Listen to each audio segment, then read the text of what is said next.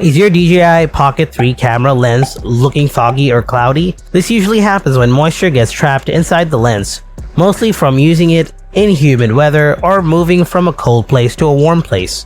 In this video, I'll show you how to remove the fog safely and make your camera clear again. So let's get started. Solution 1. Wipe the outer lens gently.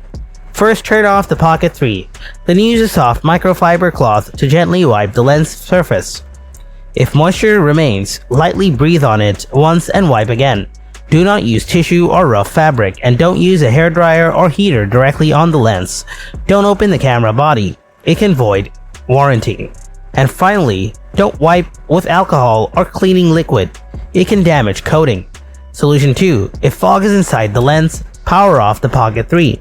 Next, place it in a dry, warm environment for several hours. But not hot. It should be around 30 degrees Celsius, which is 86 degrees Fahrenheit. You can keep it near a desk lamp.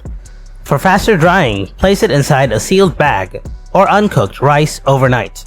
This absorbs internal moisture safely.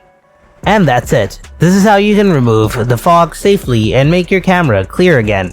Thanks for watching, and I'll see you in the next video.